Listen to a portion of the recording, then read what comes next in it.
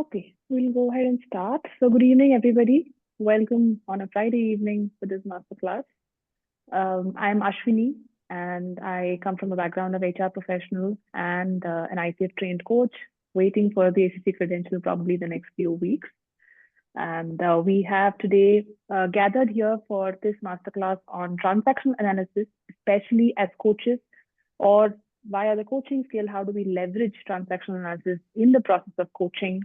And coaching as a practice or as a skill. So as we step into this journey, we have Suriyaprakash here, who is a versatile professional coming from the background of transactional analysis in depth. Before I get to introduce him, let's get to know all of you a little bit more. I will trigger a poll now, which will appear on your screen, to understand your background on TA. Your relationship background on TA, you could look at the options and start responding to it.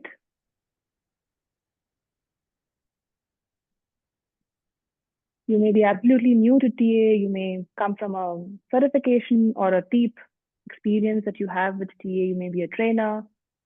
It doesn't matter. This is more to understand the participant profiles that Surya also has a grasp of who he is talking to, what categories of people he is talking to with respect to the understanding of TA.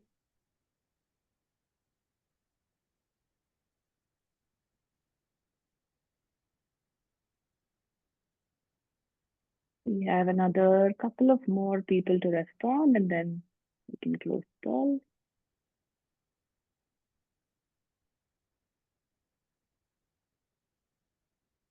Okay, let me end the poll. And Surya, there are the results for you. Yeah. Yeah, that's We fairly. have quite a few between I've heard of TA, but not much aware. Also probably done a TA 101 program in the past. That's the majority of people. And of course, we do have some people who actively use TA in the form of training. Yes, I can see that. That's very helpful. Yeah, thank you. Thank you, Great. Thank you, everybody, for responding. So, about Surya, he is a person who comes with a background of coaching, transaction analysis, and NLP, to say. In 1995, Surya co-founded Relations Institute of Development, offering organizational development training and coaching services. Using TA and other behavioral science frameworks, he has trained managers, executives, students, teachers, and including parents and social workers for their personal growth, professional development, and organizational excellence. And from then, since 2008, he has been instrumental in providing advanced trainings on developmental transactional analysis for organizations specifically, which is one of the very first in India, preparing individuals and professionals for international certification. His credentials include international accreditation as a teaching and supervising transactional analyst in organizations and a master practitioner in NLP as well. In 2013, he was honored with Muriel James Living Principles Award by the ITAA, the Transactional Analysis Association.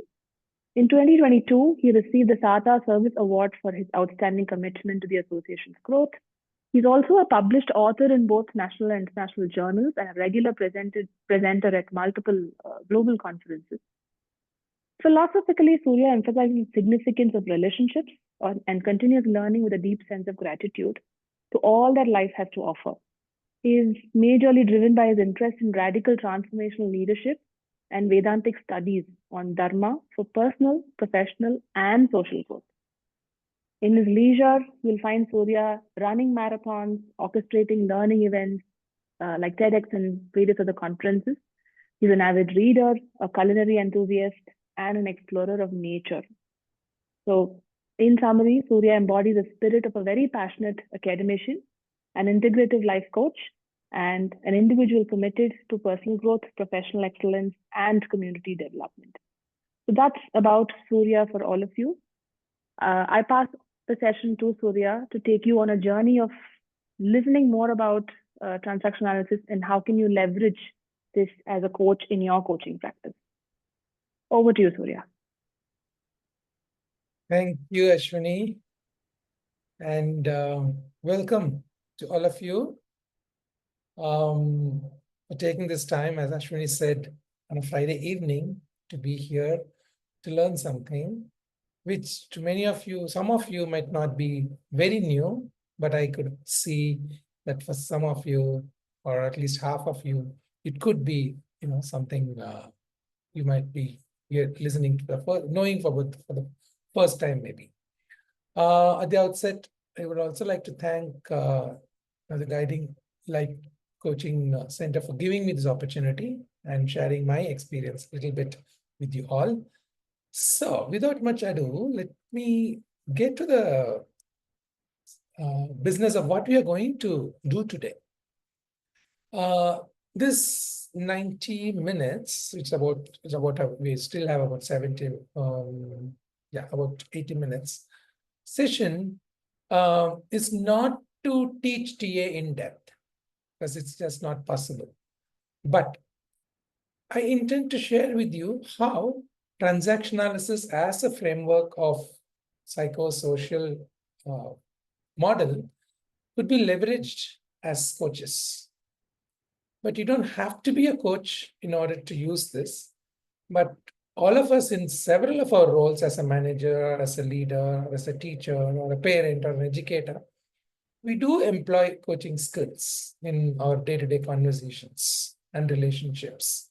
So what we would learn today is to look at some broad ways in which transaction analysis could be playing a role or provide us a framework to enhance our coaching skills or our coaching services. Okay, so primarily, initially, I would talk about transaction analysis and how in TA we look at coaching and what concepts, fundamental concepts in TA and could be leveraged and used in coaching, and how we could look at leveraging it and so on. So I'll be probably presenting for some time. And then I would also invite maybe somebody to volunteer so that we could do a short, say a 10-minute piece of demonstrating how TA could play a role in coaching. So if any of you have something, maybe at a later stage in the session this evening, we would invite you to come forward so that we could do a short demonstrative session of coaching with transaction analysis as a frame of reference. And you don't have to wait till the presentation is over for you to raise your questions. If you have a question, please post it in the chat box so that Ashwini could look at it and then bring it up. Or you could raise your hand, and then if it is something immediate, and if it is possible, I would also respond to it then and there. Okay, so that we would make it as participatory and interactive as possible. And I could see some quite a few familiar faces with whom I have interacted in the past in several transaction analysis forums, in training groups, maybe conferences and online webinars. And I could see somebody has even done their Tier 101 long back with me. So it's really good to build on those experiences and associations today. Okay, so Ashwini, let me know whenever there is some question in the chat box and which you think that could be taken up right now. And of course, I would also look out for raised hands if there's a question that comes up through the session. And of course, and we will have time for questions and answers exclusively, maybe about the last 20 minutes or so. So you can also hold on to them to raise your questions. Sure. Yeah. Thank you. Okay, so I'm here primarily, donning two hats as a coach. Very recently, last year, I did my PCC from the ICF. And even though I've been coaching since I started my transaction analysis training since 1995, and I'm also a transaction analyst, in fact, a teaching and supervising transaction analyst in both the organizations and the counseling field. And these fields have a lot overlap with the coaching practice, because much of my organizational work also has been coaching leaders and teams over the years. And my part of my counseling practice also has been coaching, because when we look at transaction analysis way of coaching, it in a way straddles across all these fields of organizations, education, and also counseling, in the way we could use transaction analysis in a coaching context. There is an element of psychoeducation sometimes when we are coaching, and there is also, of course, an element of knowing self and reflection of self when we are coaching. And of course, there is an organizational context when we are coaching executives and leaderships. So these are the hats that I'm donning today to make this presentation and share with you how we could use transaction analysis while we are coaching at a very high level. Okay, so before we start the presentation, I would invite you to think of maybe a coaching conversation which went exceedingly well for you, or which was quite challenging for you. It need not be in your role as a coach or a practitioner coach, but in whatever role you are, as a leader, as a supervisor, as a manager, if you are engaging in a coaching or a developmental conversation and you found recent experiences where it worked exceedingly well, or you have found some challenges, I would like you to recollect and hold that conversation in your mind so that it provides you a real context for you to apply whatever I'm going to share today, so that you could connect to your experience and make meaning out of it. Because that is something I've learned very early in my own TA training, that when I'm able to connect my learning to my own life experiences, then it makes meaning and my learning also deepens. So I would invite you to take a moment and think of a coaching conversation, preferably something very recent, which is fresh in your mind, whichever way it went, either was challenging or you are very happy and proud the way it went. Just make a note of it, so that as we progress through this evening, you could use that conversation as the anchoring point to go back and refer and make your own connections. Let's take a moment while I get the presentation out.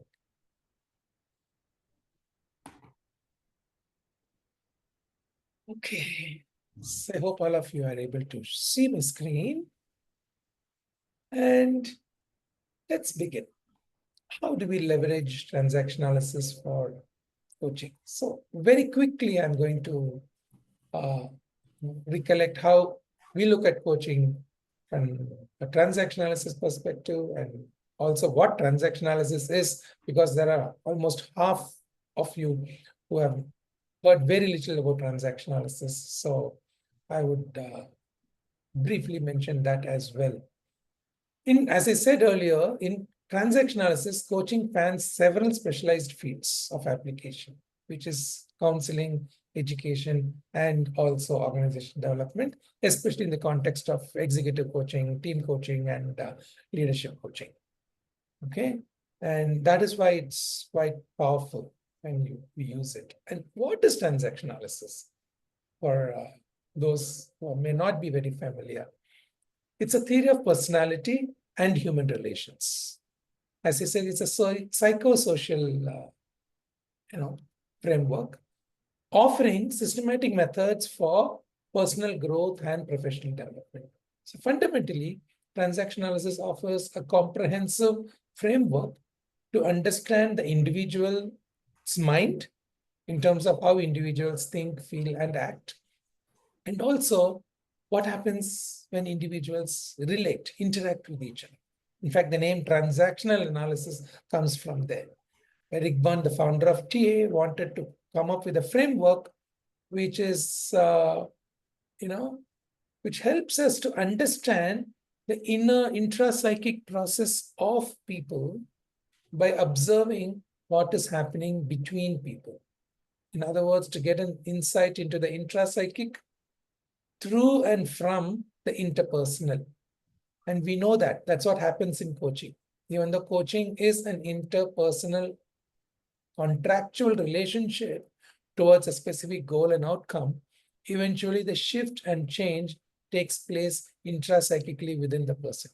And that is why transaction analysis could be a very useful framework, because it gives us a solid framework to understand both the individual and also the interpersonal.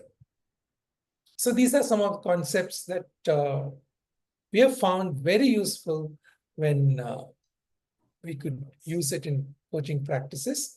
And of course, they take a lot of time for us to master them, but I want to present how they could be useful, like the life position, we call it. That is the I'm okay, you're okay concept, which many of you may be very familiar with.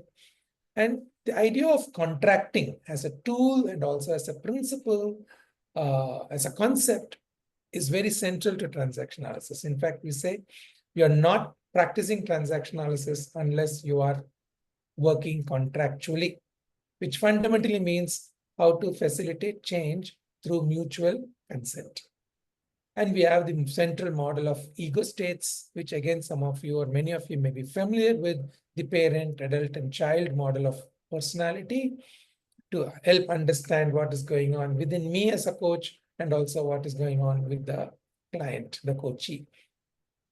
And strokes, which is a theory of motivation and a theory of recognition and a theory of drives, helps to understand what keeps people going and how could we use different reinforcement and recognition strategies in order to help people change and sustain changes that have been initiated. So stroke is a deceptively simple, yet a very powerful concept.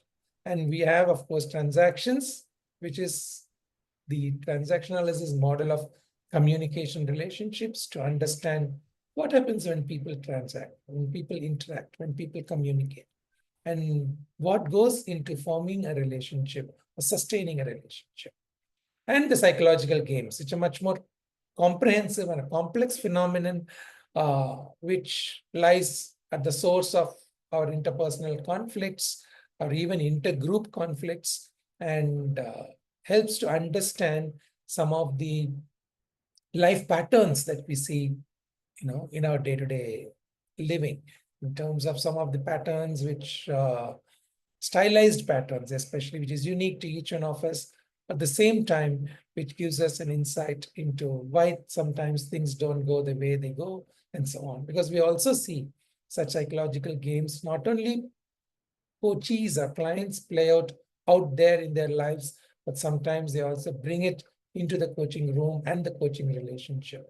We might get entangled into those psychological games even in our own relationships. And the life script is another model which helps us to understand how unawarely there is a life plan that was made by us, which was basically decisional, and which governs the way life is lived out. These are all the frameworks that we could use in coaching practices. I would, during the next few minutes, briefly elaborate each one of them, which could throw some more light, and then you might have some questions on that based on your own experiences. And of course, the coaching process itself in transaction analysis is of 5 distinct stages, okay, which is, first stage is to build a contact and contract for the change, which some people call as goal setting for the coaching engagement. But before setting the goal, we emphasize a lot on the contact, that is building the rapport and ensuring the quality of relationship and trust in the coaching relationship. Then we have a diagnosis and self-awareness stage. This is a crucial stage, and this is where the frameworks become very helpful.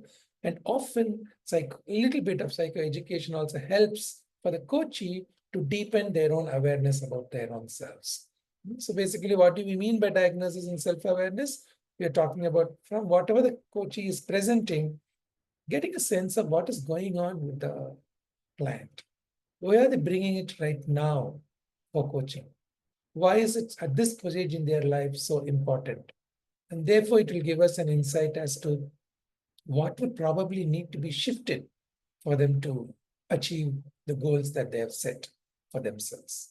And that is possible only when the coachee themselves deepen their awareness of self, which all of us coaches are very much aware of. Then once we have an insight into that, we develop the plan. We build a developmental plan collaboratively with the coachee, looking at, okay, how do we want to proceed in this engagement? And then the actual intervention comes in the form of facilitating the shift and the change in the coach based on the insights and the awareness they have and the contract that we have towards the goals for change.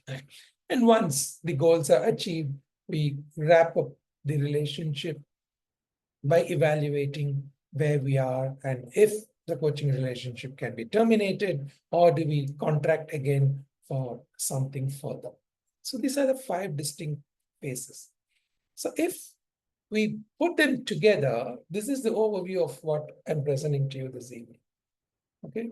Yeah, it is quite a lot for an evening, but it gives you a bird's eye view of how transaction analysis could fit into the coaching process and relationship, or any coaching conversation for that matter, even for using coaching skills in your daily relationships and interactions. Okay, so at the center is the process of coaching, which holds the relationship, and then working with this frame of reference in our mind, either implicitly or explicitly, using all these concepts and frameworks. Because these concepts could inform you in terms of how to progress when the client is seeking something, and how to frame our questions, and how to facilitate change and insight in the coaching. Okay, so this is the framework I would want you to hold in mind as we now move on to briefly look at each of these frameworks and their role in the coaching process.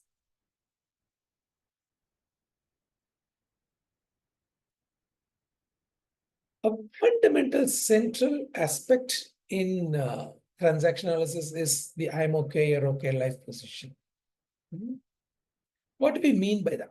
We regard that people are basically okay, they're capable of change, growth, and healthy relationships. This is the most humanistic aspect, philosophical grounding on which transaction analysis is built. And we know even ICF and other coaching practices also acknowledge the fact that the client or the coachee knows what they want and they know where to go. And we are here to create that space and hold them in that space for that to make the change. So staying in an I'm okay or okay position is central to having and building and sustaining a coaching mindset. Under stress, we tend to move into either I'm not okay or you are not okay. For example, as a coach, when I get into this performance mode, sometimes I may get into an I'm okay and you are not okay mode, and we tend to overpower the coachee or direct them too much into how they should do. Or we may get into an I'm not okay or okay position and start doubting our own self and our competencies and so on. And of course, we could see that working in the coaches many a time when they're struggling with their life experiences, getting into an I'm not okay or I'm okay and you are not okay position. Okay, so identifying that would be a big help for us to navigate ourselves and also the coachee into an okay position. So because our attitude reflects our perspective of reality and therefore our emotional response. So when I'm coming from an I'm okay and you are not okay position, then I tend to act in a very aggressive and combative mode, naturally, which is going to influence the other person. Or the other way around. When I'm acting from an I'm not okay, you're okay position, then I tend to come from a submissive mode, which again gives away the advantage to the other person. So it helps us to identify which position we are coming from. And it emphasizes on exploring options from an okay position.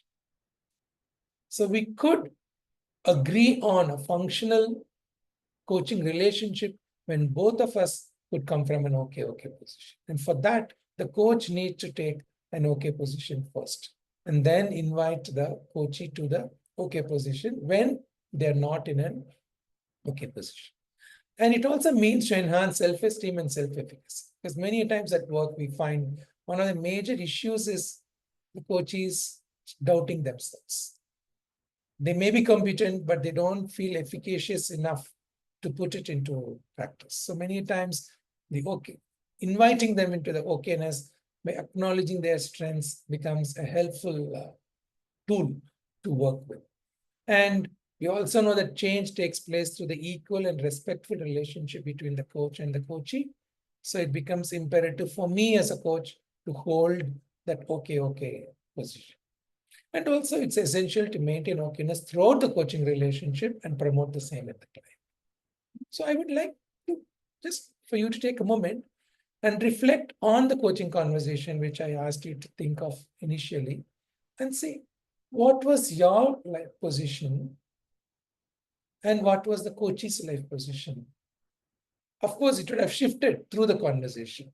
So could you trace, what did you start with and how were you through the process and how do you feel at the end? Similarly, which position did the coachee start with? How did they progress through? And then how do they feel at the end?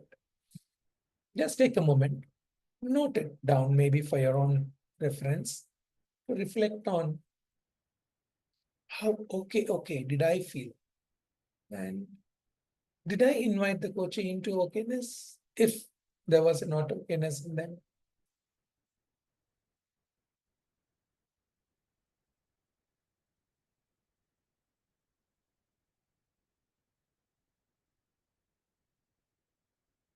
Okay. So this is very much, the life position is very much into the mind. It's basically, we cannot see the life position because it's very much my own perspective of the world. In fact, Julie Hay calls it the windows to the world. How do I see the world? And therefore, it is very much in my own mind. It's not observable, but our life position manifests as an important part of our personality. And, as I said, these are the 4 windows. We can also call them the okay rooms. I'm okay, you're okay, or I'm not okay, you're okay. I'm okay, you're not okay, or I'm not okay, you're not okay positions. And of course, we assume and we aspire to be in the healthy position, I'm okay, you're okay, where we treat everybody with respect. We tend to get on with life and we use and spend and make time for ourselves and for others. Whereas in any of the other positions, we either get rid of others or we want to run away from others, or we end up in a state of despair. Okay. So since this is happening in our minds, how do I know which life positions I am in? That is where, I'll come to contracts a little later. Ego states come to play. Because ego state is a consistent pattern of thinking and feeling corresponding to a consistent pattern of behavior. Okay, because it is not only what am I thinking and feeling, but how does it manifest in terms of behavior? That is what ego state is. And in transactional analysis, there are at least 3 broad categories of ego states that are identified, which is parent, adult, and child ego states. Okay, so the parent ego state is those thoughts, feelings, and behaviors which we have copied from our parents or parental figures, which is not our own originally, but we learned from others. Like for example, language is something we learn from others.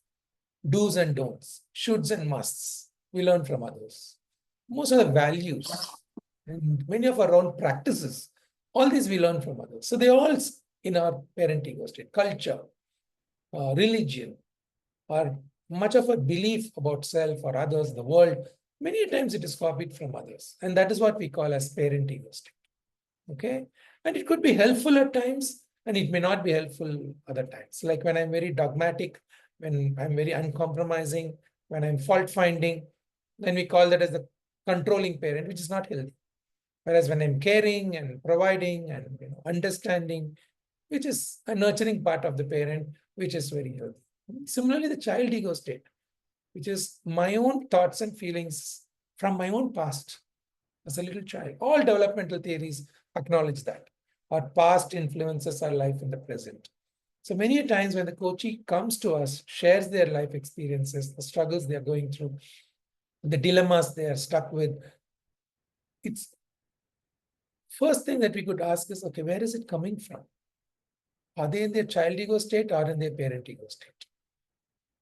So are they restricting themselves from their own parent ego state, or are they really feeling small and restricted and limited from their own child ego state? And many times it's a combination of both. The part of me which is repressive and restricting, and the other part of me, which is the child, which feels restricted and limited and sometimes even suffocated and confused. So knowing this dynamic that's going on within the client would help us to develop a plan through which we could really facilitate them to move into the adult state. Because the adult ego state is the ability to look at reality and process it in the here and now. And therefore, the adult takes into consideration the parent ego state's concerns and also the child ego state's, what do I say, anxieties and needs and wants, and then arrives at an agreeable decision. Say, for example,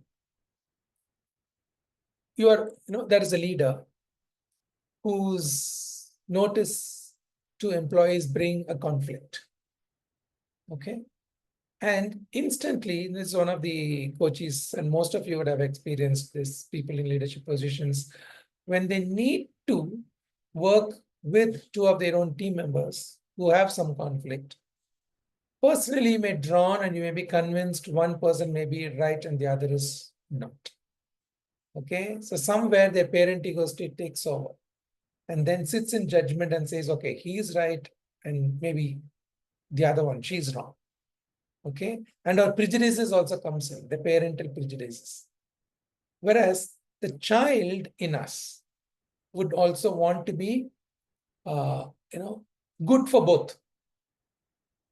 So therefore, you are torn between, should I take side or should I act fair?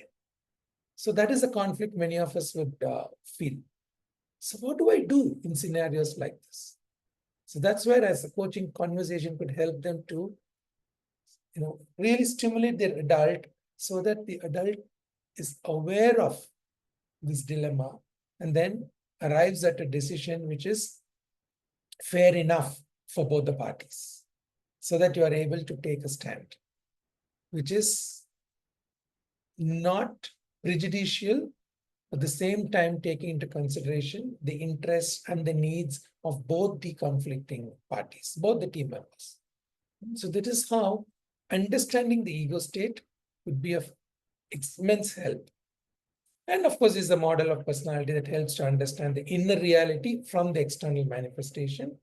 And it helps to identify the source of the behavior, if need be, to respond to the reality in the here and now. As I said, where is this insecurity coming from? Where is this anxiety coming from? Where is this internal conflict and dilemma coming from? So you can also trace it back to the source. Because many times when clients understand, oh, it's not my own, probably this is something I copied from my past, or this is not appropriate to the current reality, but this is something, a pattern I've always had even as a little child. And that is what I'm replaying or reenacting today. Then you find the shift happens. So it helps a lot to understand the ego state. And of course, several irrational beliefs may be interfering in us acting rationally from the adult, so which we call as contamination. So helping to identify those beliefs also will help to facilitate, challenge those beliefs and facilitate shifting from this contaminated irrational belief to a fair and rational stand and a decision. Okay, and it is the basic concept that underlies all the models and practice of transactional analysis. Okay. So I would invite you to think for a moment, what ego state you were in that coaching conversation, and what ego state your coachee was. Ashwini, Surya, there's please. also a question from Karthik.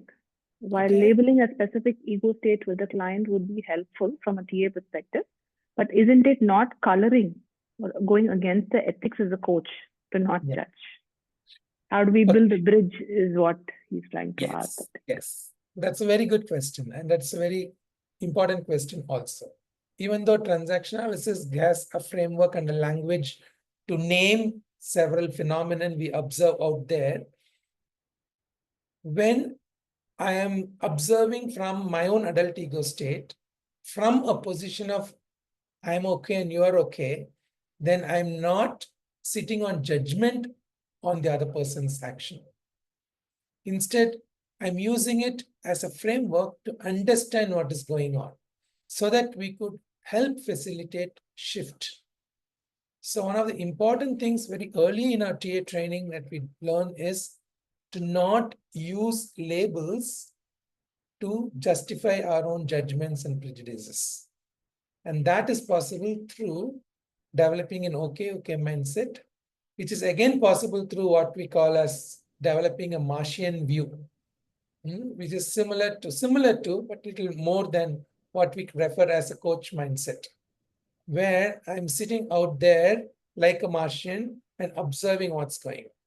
And these frameworks help us to name and identify patterns and not necessarily to label and judge them.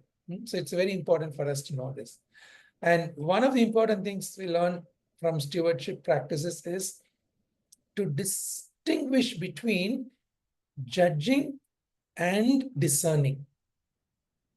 So judgment comes from a not okay position, whereas discernment comes from an adult or an okay position. So part of the training is to use the models and frameworks to discern what is going on and not to judge. Okay, so yes, I hope that is. So essentially, what mindset we carry as a coach and how do we come across to the coachee, both needs to be borne in mind. So that's why you find in advanced TA training, the whole of first year, which you call as the foundation year, is spent on applying TA on oneself. Not immediately go on to. That's why many people complain that TA training takes longer time towards certification. It does, because we spend whole year minimum to work on oneself and apply these concepts and frameworks to oneself. Once we have applied it on ourselves, then we build the discernment to start working with others in using these frameworks to facilitate change in others. Yeah. Karthik, I hope that answers your question fully. Yeah, well, there's one clarification on that particular point, Suresh. Thank you very much for sharing your thoughts on that, right? The moment we say it is not necessarily to judge, but not to understand or to discern, right? Discerning is happening in terms of the coach's point of view. Unless and until the client says, I'm coming from this particular ego stage, it's still my judgment of the same thing. It's my reality and not the client's reality.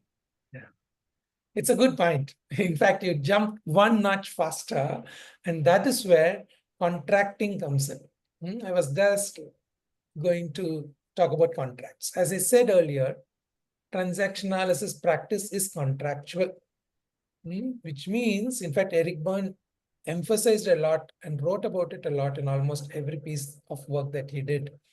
A contract here is an explicit bilateral commitment towards a well-defined course of action. And the other side of contracting is open communication. So Eric Berne emphasized that anything that I think or doing with the client shouldn't be done without the client's knowledge. In fact, when the way he practiced psychotherapy, he ensured that his clients were present when the client's case study was discussed between the therapists in his own practice. Okay, so and that philosophy and principle works and taken up with all the fields that we work with.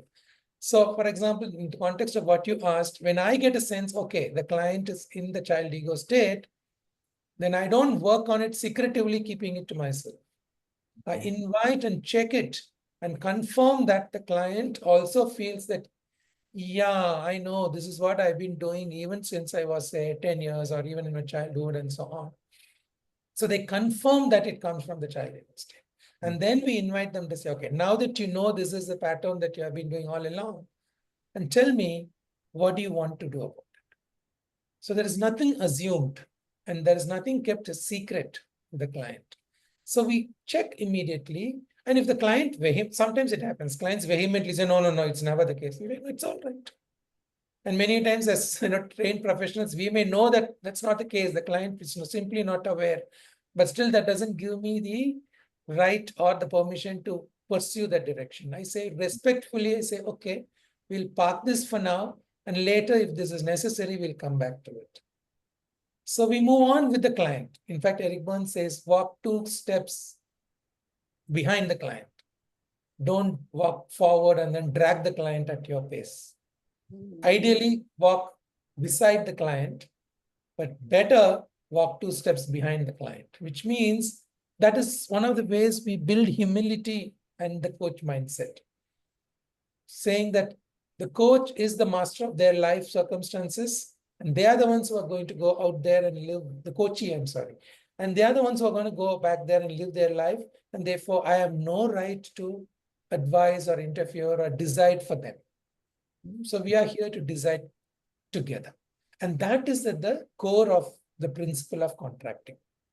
At every stage, it's not just setting the goal in the beginning. In fact, I believe every transaction needs to be contractual. Because that brings that mutual respect and okayness to the forefront of the engagement. And in coaching, it becomes all the more important because we are working with clients who are highly functional otherwise. Okay, we're not talking about people struggling and suffering with psychological disorders or severe psychiatric ailments and so on, who are not able to think from an adult state or whatever.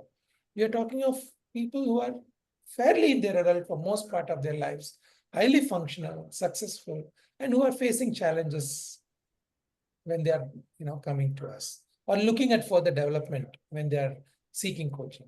So therefore, it becomes imperative for us to work with that fundamental principle and space of working contractually and also with open communication.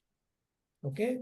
And we also work with the process of 3-cornered contract because all 3 or more cornered actually. Some of the coaching engagements may involve the coachee's immediate supervisor, then the organization and the coach.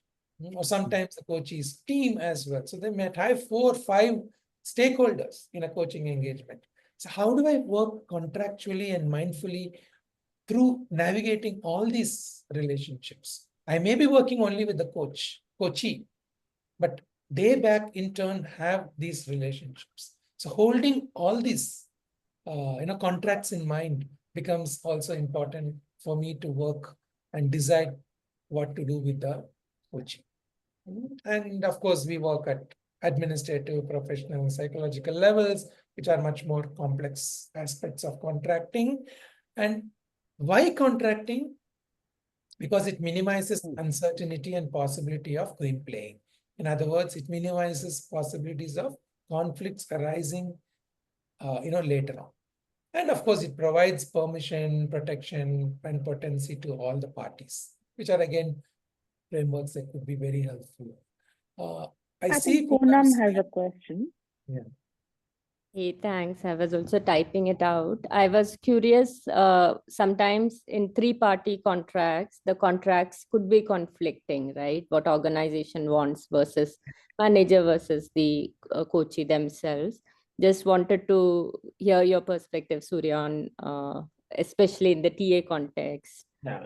So the first thing is to align these contracts. So many a times, even before we start the coaching engagement, we need to first align these 3 contracts before going to start working with the coachee.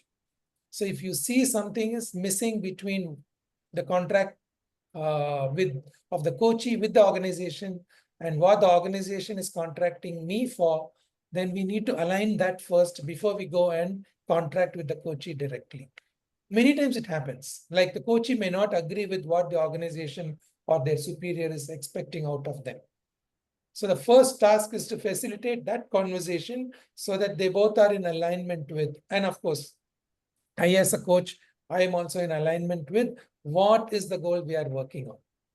So if we ignore that and we proceed because of, there will always be pressure. People will pressure for time, people will pressure for, other resources, but not giving in to those pressure, but to really assert that unless these contracts are aligned, we are not going to proceed with the engagement. That becomes very helpful. People may not like it at the beginning, but I think in organizational context, I'm referring to, that's worthy of an investment of time in the beginning, because it will help lot of saving later in the form of firefighting and crisis management, conflict resolution, and so on. So yeah, that becomes part of my responsibility as a coach to align these contracts. Yeah. Okay, so I'm going Who has a question? Is it like being curious when you spoke about the ego state? Maybe we can park this until we do the demo and then this will automatically get covered. What's the question, Ashwini? Is it like being curious when you spoke about understanding the ego states and calling it out to the coaching? Yeah, see, it's very, yes, of course, anything is an hypothesis unless it is verified and confirmed by the coachee. So yeah, we are curious. We need to, as a coach, you need to be curious, but not curious from a very, what do I say, self-serving purpose, but more curious from a space of, commitment and involvement. Because I want to know what is going on within this, person who has come to seek support at this stage in their life. I think that's a very important question all of us need to sit curious with. It's not to just know what is going on inside. No, it's loaded with that psychological commitment and responsibility towards that relationship. Yes. Thank you. You're welcome. All right, and strokes. Now, these are the three very central things which all of us need to know: life positions, ego states, and contracts. Okay, because they all go well hand in hand. And what the rest of what I'm going to share is fundamentally some things that could really add on and help us, really work through. Stroke is the concept of motivation and recognition in transactional analysis, and it cannot have a successful coaching unless the coachee is motivated enough to engage with and to change. And therefore, how we stroke the coachee and how they build their own stroke needs, out there in their work life or their personal life is a central framework or a tool that we could use to help facilitate change. Because strokes, which is fundamentally anything that gives us stimulation or recognition, like, that's one of the things we ask people to keep the cameras on during these online sessions is, yeah, when you see me and then you are smiling at me, then I feel stroked because I feel recognized, and that stimulates me to speak more. And it's the same for you as well. Imagine me, just running the slides and you are not able to see me. It's not really stimulating. It's not really giving us energy. It does not, really motivate us as much as that we would want to, see each other and so on. It's the simplest example of what stroke is. So anything and everything we do with each other, like every time we transact with each other, we're exchanging strokes. So what quality of strokes we're exchanging determines the quality of our relationships and the quality of our life. So which ego state I'm relating to you with will determine what strokes we are exchanging. So therefore, being mindful of the strokes that we are exchanging, the giving and taking, becomes central to a coaching relationship. Whether it's positive or negative, is it conditional or unconditional? Is it the stroke that I'm giving which makes meaning to the person who is receiving it? Or am I restricting myself, which we call as stroke economy, thereby depriving myself and others of strokes? And In a work context, it's also a tool to study the work climate in terms of what is the quality of strokes exchanged and so on. And what is the quality of relationships? What is the quality of life that people have and all that. Okay, so paying attention to the energy level in the transactions and changing, the way we interact, respond, appreciate, give feedback. All these are different ways we are using strokes effectively. So it's a very powerful and a simple, deceptively simple tool in transaction analysis, in building rapport, building relationships, helping people, stay committed to their agreed goals and contracts, especially while they are changing. We need a lot of recognition and support. So all this is what we refer as strokes.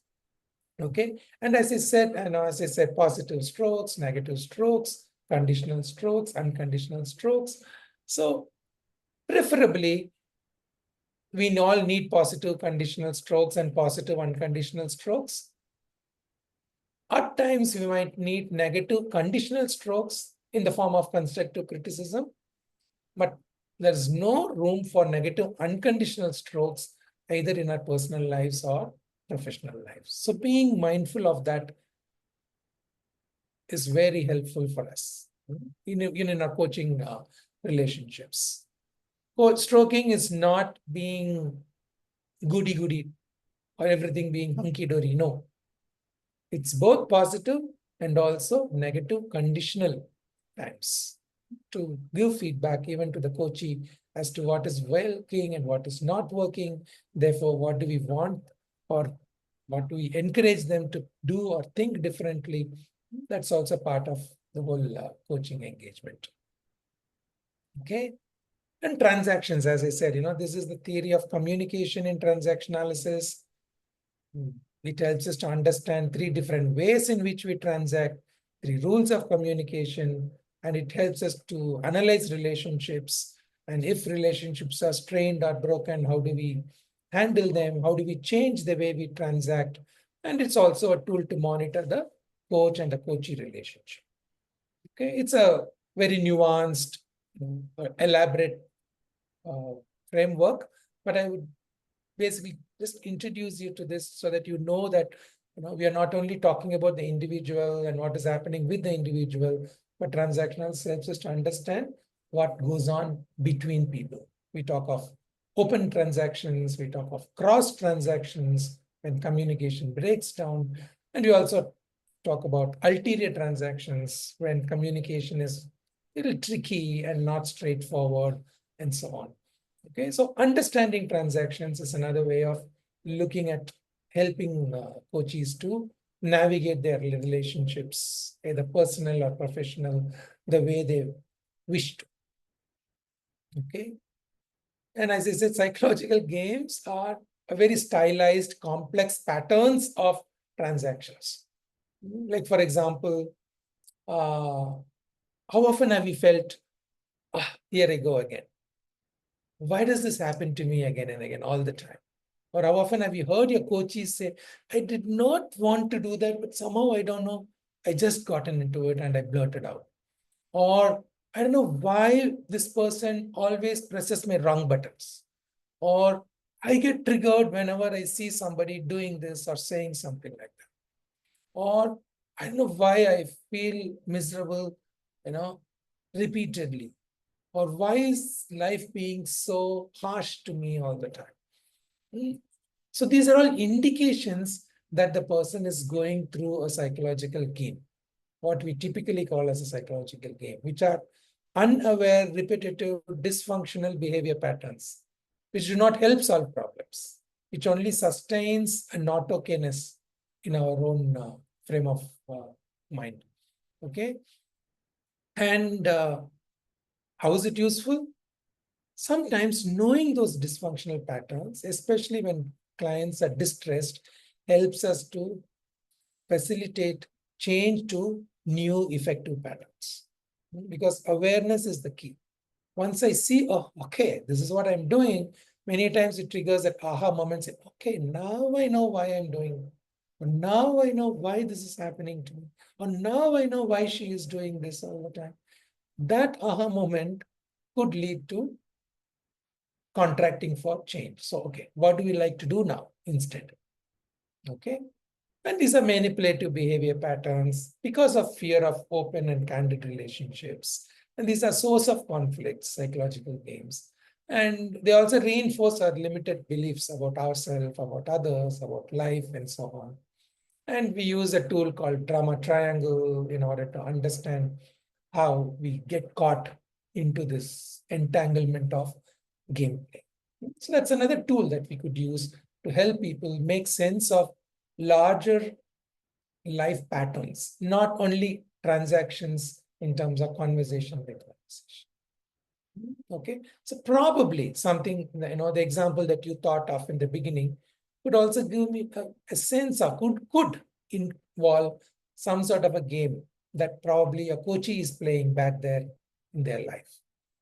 Or probably if you find challenging to work with a coachee, probably that is an indication of a psychological game that is going on between you and the coach. Many days it happens. Like sometimes I've had coaches who end up blaming me for them not doing what they're supposed to do back there. Then I know, okay, we are now getting into a game process. So that awareness could help me to shift the conversation towards solution and towards what is happening rather than getting caught into this hook of a game.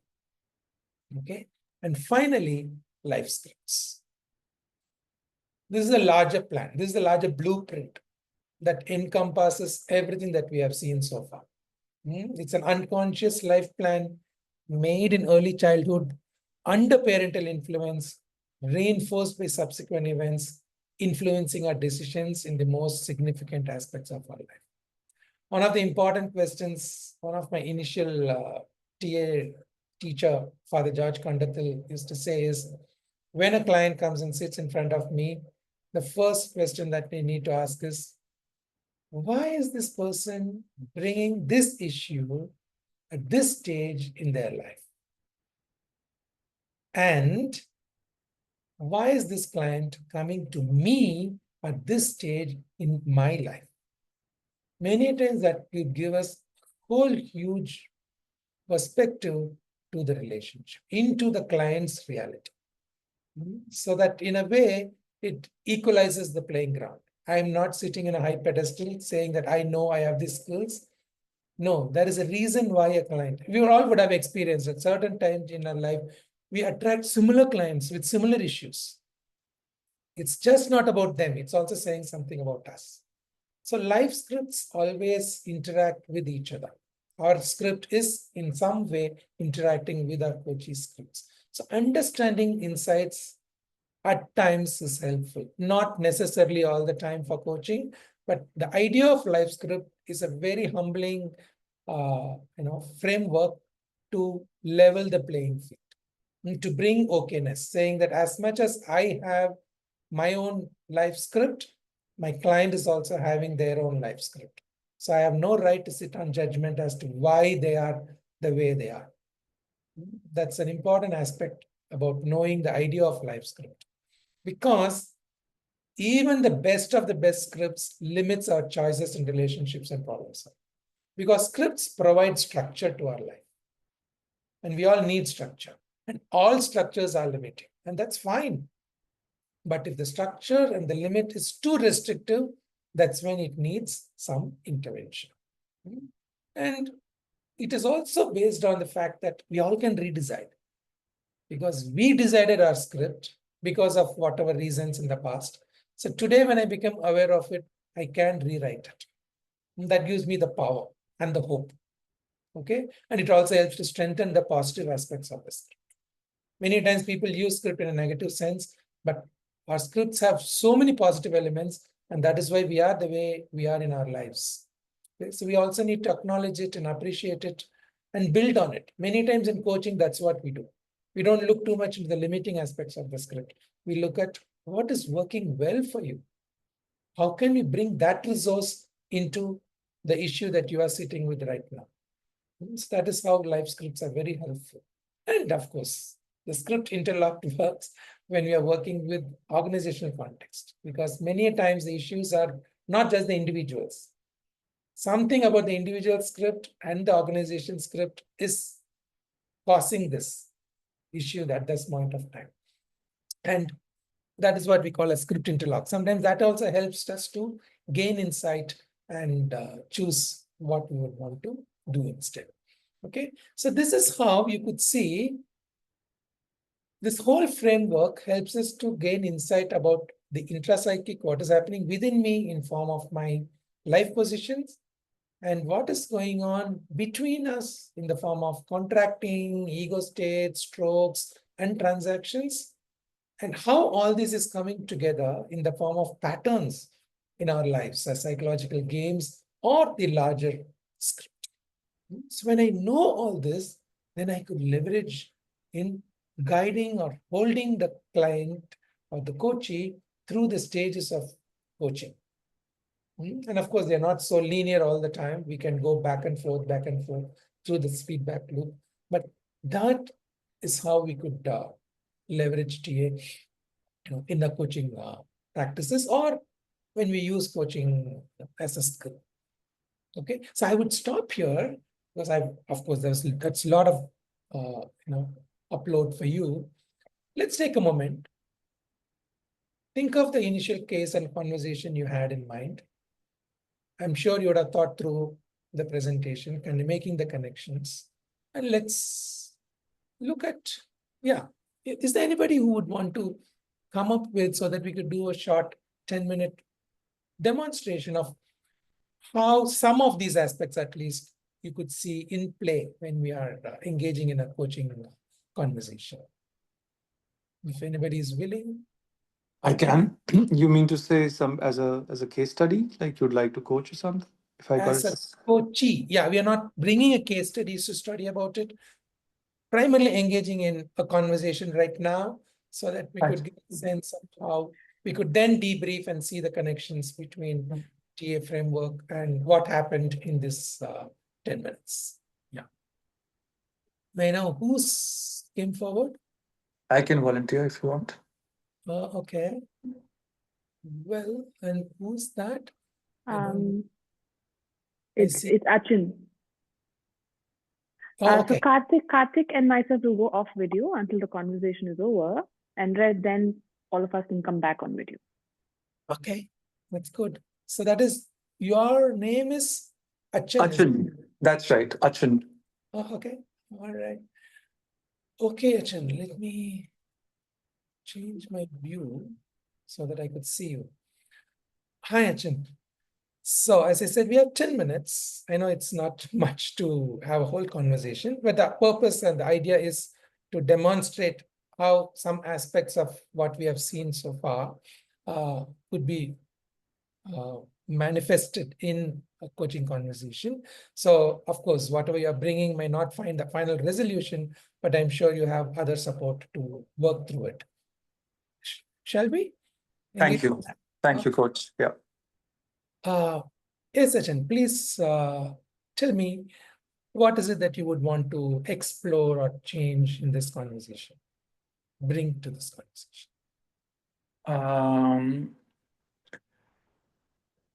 I think it's in context of holding tough business negotiation. I often find my state of empathy is so strong that I find it very hard to negotiate with the other person. So if I'm negotiating with a vendor, I often think more about him, that am I squeezing too much in terms of commercials? Am I pressing it too hard? And yeah, that affects. And the reason I bring it for discussion is I think a huge part of it is coming from my own core beliefs. So that's what I want to explore. A lot of it is rational and a lot of it is unrational. So yeah. Okay, so what I hear is you have this challenge when it comes to negotiating, especially in the business context, where you tend to be concerned more towards the other, how it will affect the other, than your own interests. and you see that some of your beliefs are instrumental in this. That's great level of awareness, no, that you already have.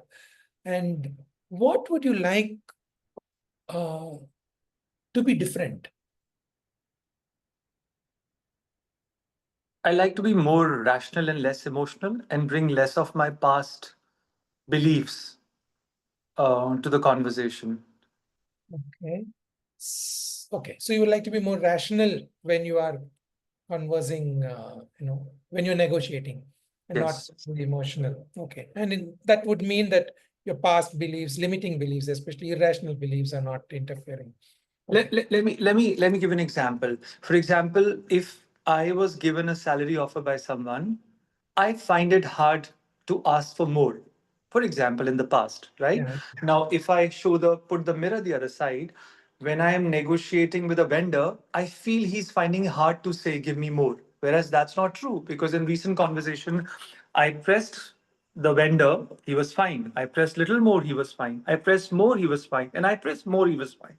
Okay. Which just told me that, am I a bad negotiator here? Because if he has issue, he'll make noise. But I didn't make noise, so I'm projecting my belief. I hope I've explained it.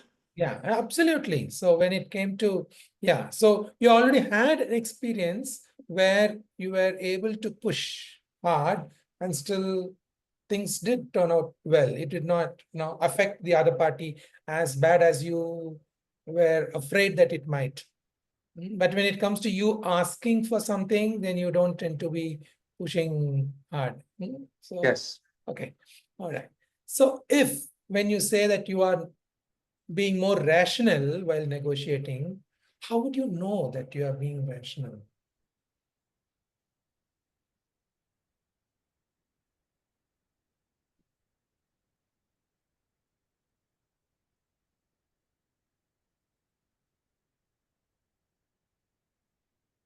I guess it's a two-way communication. So until the other person says that, hey, it is not working for me, like, you're pressing on commercials too hard, I shouldn't make that assumption, right? Uh, because if he's sitting on the table with me negotiating, means he's there to make money. And if he's not making a noise, means he's making money. But it's my own that So when you say that you will be more rational, it basically means you would not be assuming that the other person will be disadvantaged, and therefore you will not be holding yourself back from pushing. I guess, coach, as I'm talking to you, I'm realizing there is a very core belief of coming across as a fair guy rather than commercially savvy guy. Mm, mm. So So this is my own fairness, by the way. This is not a fair, because if it's unfair, the person can I walk would have away. told you. Yeah. So Being fair is more important for you, especially not only being fair, but seen as being fair is more important for you. Ah, okay. So the struggle is between taking care of your interest fairly without the others seeing you as being unfair. Is it true? correct. Okay. So is it good enough for you to be fair, or is it important for you that the other person also sees you as being fair? I don't care about the latter. It's about the former. So you should In a rational state. But apparently it's the other way around. Your question is a good question. So it's a distinction, right? In my mind, I should be, but in reality, I'm caring more for the other person. So in your mind, you are fair only if the other considers you or as fair. And when you are negotiating, this comes in the way. Am I being fair? Or is this fellow experiencing me being unfair? Am I putting the other person in disadvantage? Well, you have no evidence that the other person is considering you as unfair. Can I go a little deeper? Yeah, sure. I think more than fairness, I feel it's like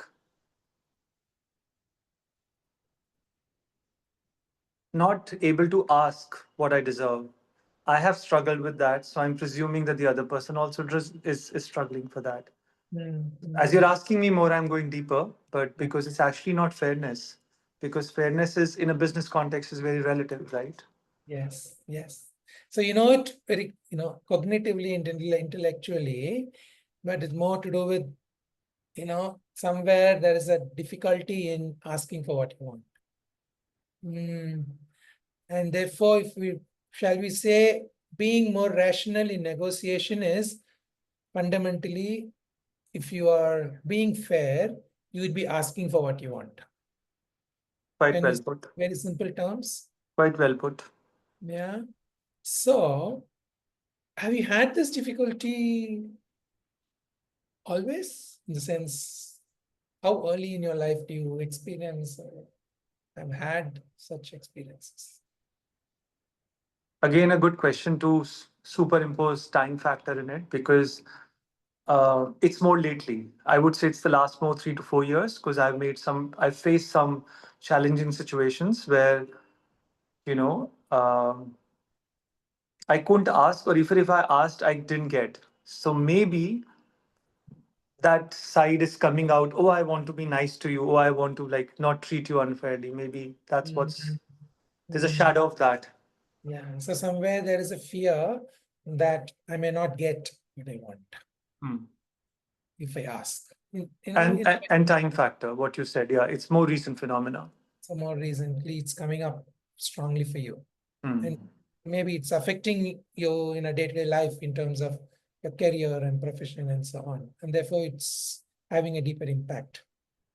Right? That's interesting. And where does this sort of fear coming from that you might not get what you want?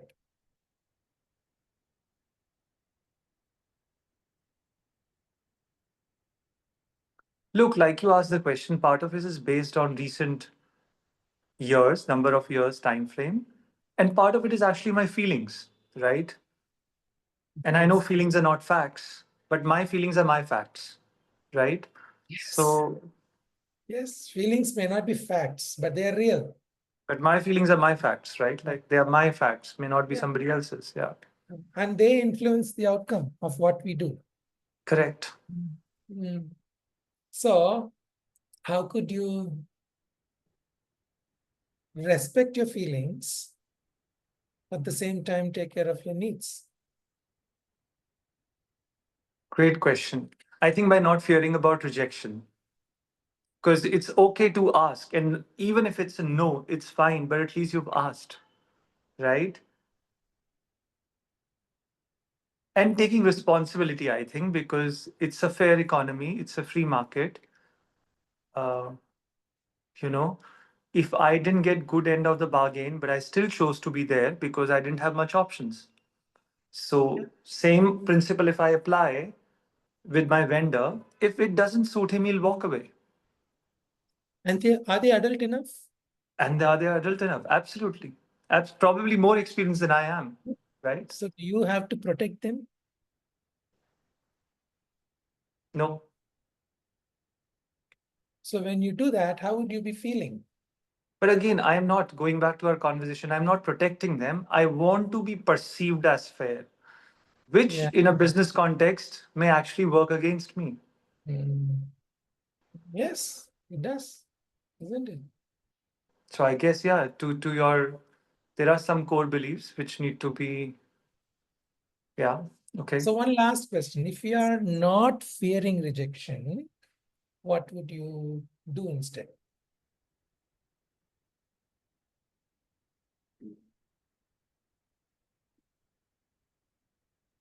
Be unafraid to ask, communicate.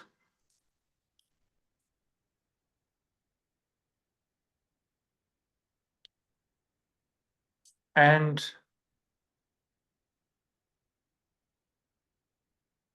create options. So what would be a positive way of reframing being unafraid? If you're not afraid, what would you be instead? Bold. And courageous? And courageous. Yes.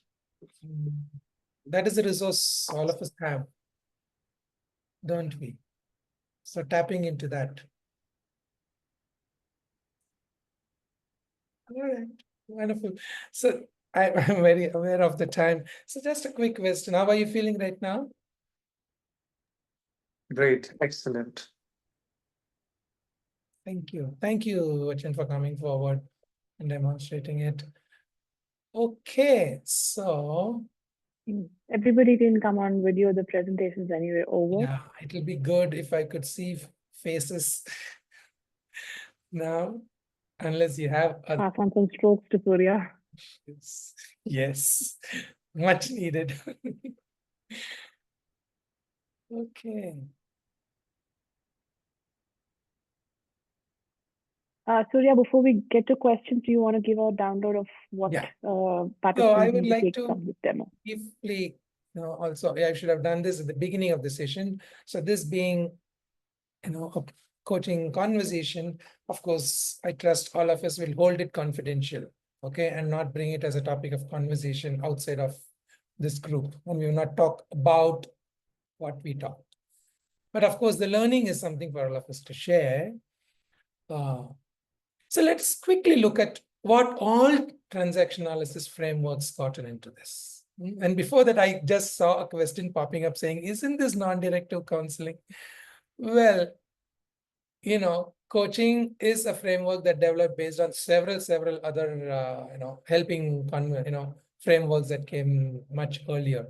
Like, for example, the Egan, helper model, non-directive, and so many other frameworks like transaction analysis, even psychodrama, NLP. So you'll see shades of, many of these frameworks when you are engaging in coaching conversations. And that is how each coach's styles are also very different. Okay. So yeah, you might see it there, but I'm going to stay focused on what is transaction analysis about this? How did I use transactions? Did anybody see any elements of whatever we have seen already so far? Maybe I will ask your opinions first before I could share my understanding. I can start. I think Yes. the first observation I made was uh, how beautifully you leverage strokes even before you contracted. So you did stroke Achin for his awareness. So for me, that was a good example of also contact before contract, because I saw the rapport building immediately. Yeah. Okay. Thank you. Any other observations? Contract building was very beautiful. You're always making, and the points were made clear what the client wants. You're very clear about that, and those were phrased out in clear terms. Absolutely. So there was a lot of emphasis on contracting before we even moved on to explore what those beliefs were and so on. Okay, absolutely. Yeah, I observed that I am okay, you are okay was very well demonstrated. I mean, it was an equal partnership where, Machand was very comfortable in, coming out of whatever he was going through. That's Yeah. a very perceptive observation. Thank you, Neetu. Yes. See, I want to make an observation here, of course, from my experience. I'm sure many of you would have experienced this. When a coachee or a client comes and makes an opening statement, within a minute or two, somehow we get a sense of what is going on and probably where we want to head to and so on. But it's not our business to guide them or direct them towards it. I think it becomes very important for us to, as I said, go at their pace and at the direction that they want to think and move towards. And that is an important way in which we manifest and hold the relationship from an okay space. Because a couple of times, Achan said, no, that's not the way. And I said, fine, and we will move on. It's not to bring them saying that, no, that is what is actually going on. And for example, I was very tempted at one point, when he said, this is very recent, just about 3-4 years ago it started. But we all know many things, especially such, struggles, have a much earlier, roots, but it's not necessary here. As long as you can understand that, what is causing this, and then we could think of what resources I would need to move ahead. That's not needed to get there. Probably that is the scope of a therapist or a counselor to do that, but not for a coach. So at that point, Suriyaprakash, I was noticing that you are trying to identify whether he's functioning from a child ego state or a parent ego state. But then I also noticed that you did not want to lock anything because it should have come from him, and he kind of denied. Yeah, even the parent he denied, and child he denied because he said it's a very recent phenomenon, and even parent he denied when he said, yeah, he's an adult. So there is equal partnership and just fairness. But then if you are not able to identify the ego state, then what would you do? How would you analyze? Or is it our duty to analyze in the first? Not necessarily, that's why I said, as you could see there, that's a very good pickup. So you saw how ego states are very helpful here. Because obviously the ego state that is in when, not in the session, but when in that negotiation is going on, and I'm more concerned about how others are perceiving me, I'm in the child ego state. Okay, and naturally it comes much earlier in our lives, but it's not necessary to know exactly where the source is. If we could get that, well, it could add to the depth of your shift, but we don't need to. So right now we have enough evidence to show that you are in the child, and what would help you to move to the adult. Okay, and he was very adult enough in the here and now, because we're not going to work with the little child out there. In the here and now, he was very clear saying there are some core beliefs which is coming in my way, and therefore, that is what I want to work. And he did work through, very strong. So it's very important for us to have the frameworks as, as a frame of reference, and not let the frameworks dominate or direct, our engagement. So, but the frameworks helps us to get to the issue, much more focused and in a, quick manner, because it helps me as a coach to organize my own thinking, and therefore invite the client into their own resourceful state also. So thank you for all these observations. So as you could see, of course, I did use stroking throughout, as Poonam pointed out. I started with stroking his awareness, and also I stroked him by respecting his observations, and whenever he said no, I said absolutely fine, and then we moved on. So these are all ways of really using strokes so that the person feels unconditionally accepted, and that deepens the rapport. And of course, I was focusing on contracting in the first several minutes, in fact, almost first 4-5 minutes, until we got to the point of saying, okay, if I could ask for what I want, that is when I will know. That is the contract. So we didn't spell it out in so many words, but eventually we are saying, I want to ask for what I want when I am engaging in a business negotiation. So that will be this very specific, actionable contract. But arriving there will need a lot of work. And that's why we say in TA, even getting to a contract is almost half the work done. Because many times our struggle is we don't know exactly what we want. Many times we only know what we don't want. So therefore, helping coaches to find out and crystal clear manner express what I really want, that itself does much of the work. So contract is so central. Of course, we looked at ego states, how there was child ego state and the adult ego state playing out and interfering with the adult. And this is what we called as contamination, the irrational beliefs that Achan referred to. I am fair only if the other experiences me as fair. For example, that is one irrational belief. That's the child belief. And of course, there will always be a corresponding parent belief saying you are okay only if whatever those beliefs are. So working through them is another way of looking at how to move on. So ego states are very helpful. Is there a game? Possibly yes, because every time at the end of a negotiation, when you feel that, oh, I got the raw deal, that is possibly, a game payoff that you're collecting. So working through this and asking courageously for what you want is the way you could break free of the game pattern. So in fact, in TA, the belief is we play games so that we get our stroke needs met. Even though if it is negative strokes, it's okay. So one of the ways we could minimize game playing is find authentic and open and direct ways of getting our stroke needs met. So this is, in this case, it came out beautifully actually.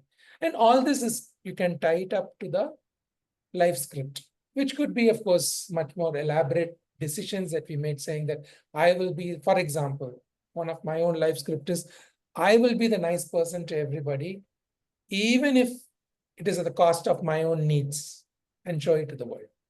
So even if I have to suffer, I will still be nice, the nice guy, and then show it to everybody. So all this will manifest as in different many ways.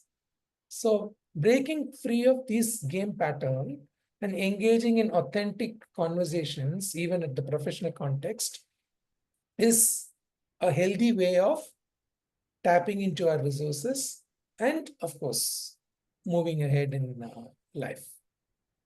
Okay, so I think I stop here. I could see the clock at 8. Ashwini, over to you. Yeah. We'll hold the questions. We'll still continue. We'll run a quick quiz to understand what is the learning graph for all of us. And then we'll, of course, continue with the Q&A if you have the time. You will see questions popping up on your screen. There are a total of 7 questions, very short questions. And once you submit it, you'll also be able to see the results where you have understood it right and where you may have to relook at your understanding.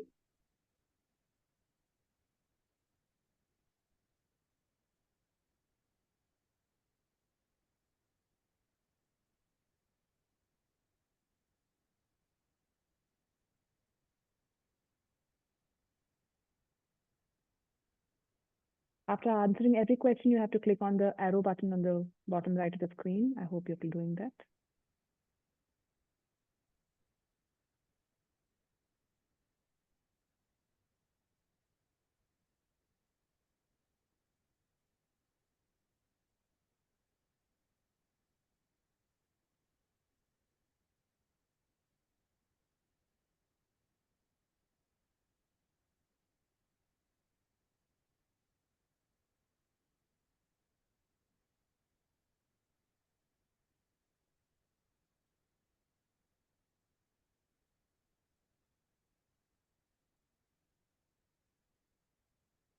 We'll take another couple of minutes until a few more people close in on the submission.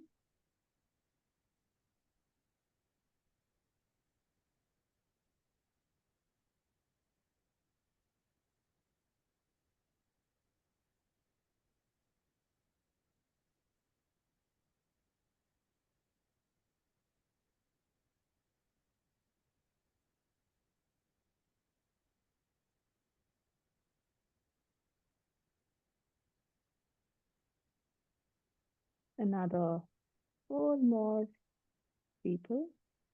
Achin, yes, we will share the recording of the session over a mail. You'll receive it tomorrow.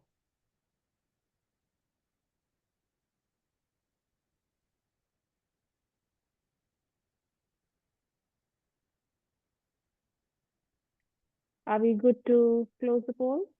Is anybody still needing time? Okay, I'll go ahead and close it. You will have your results on your screen. Looks like most of you have a good understanding of the ego states.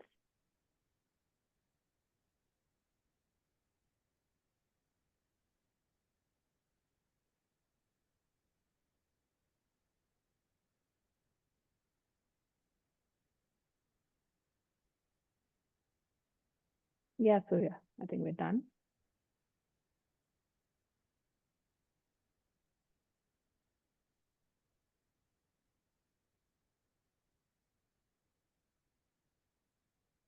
Thank you for participating. Meetu had a question.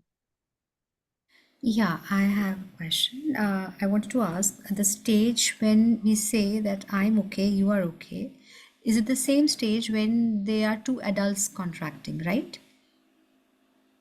Yeah, when we say we are in I'm okay or okay position, then yes, we are acting with adult awareness. Absolutely, you're right. And as you rightly said, contracting needs to be, in order to be effective, it needs to be made from an adult to adult ego states. Both the coach and the coachee needs to be in the adult ego state. You're right. Yeah, thank you. That's really Praveen had a, interesting. Yeah. sorry, Amitu. Yeah, I mean, it was very interesting. The whole session was really interesting. Yeah, the how to actually, understand. It's very similar to our, the coaching competencies and everything. It says it's quite overlap, and they are good terms to actually, identify the ego states and everything. It's really nice session. Yeah, thank you so much. Yeah. Thank you. Praveen had a question. I'm going to read it, Surya. Would we actually be mentioning in the contract that we would be using TA? I ask because in most cases, clients and event sponsors would have no idea of this concept. Isn't it just a means to an end? Yeah, you're right. You don't need to tell them, we're using TA, because even while practicing, it's not just TA that we are using. Many times we use several frameworks together. So it's not, and moreover, clients are not interested in terms of what technique or approach that you're using. As they are more interested in the results and the process of how we are engaging. Yeah, we don't need to, but sometimes some clients are curious, and then we can always share, what it is and so on. But yeah, we don't need to. That need not be part of contracting. Yeah.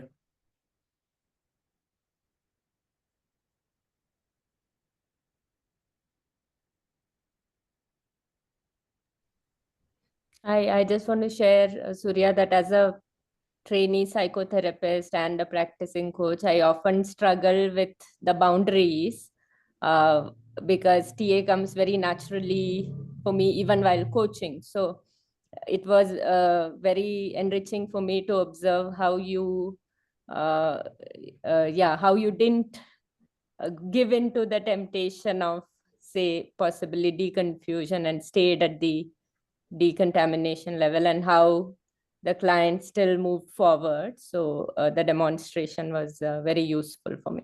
So thank you.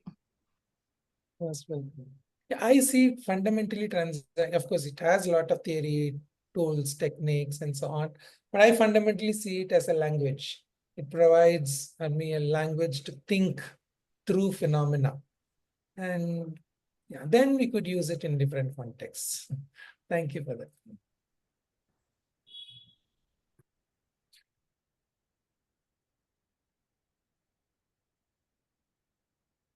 Yeah, and of course, for those of you who want to learn more of TA, because I saw many of you are not very new to TA, there is, of course, there's a whole lot of training and certifications processes, but the initial introduction is a 2-day program called the TA 101. So the next thing, I think I'm doing it on April 1st weekend. So if any of you are interested, you can always check with me. I would be pleased to share with you those details. We'll also share details of Surya when you receive the email tomorrow. So feel free to connect with him and interact more about the program.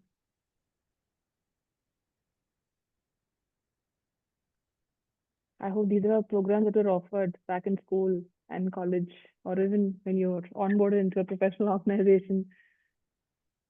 Yeah, I know. I wanted to thank you, Surya, and also Ashwini, for moderating this session.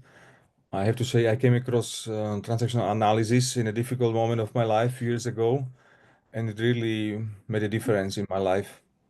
What I found interesting that later on I came across the growth model of Virginia Satir, and it's so interesting to see the overlaps, the interactions, and it completes in a certain way the language is the good word, because it helps to communicate and bring clarity. So this was very illuminative.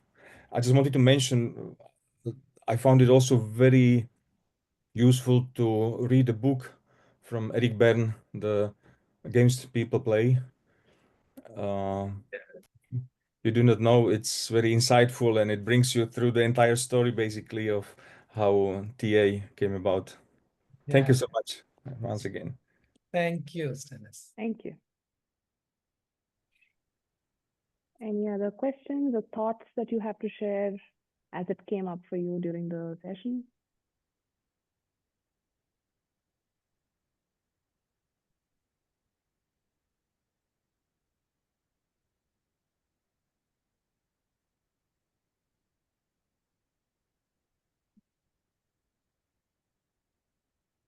Hey, Ashwini?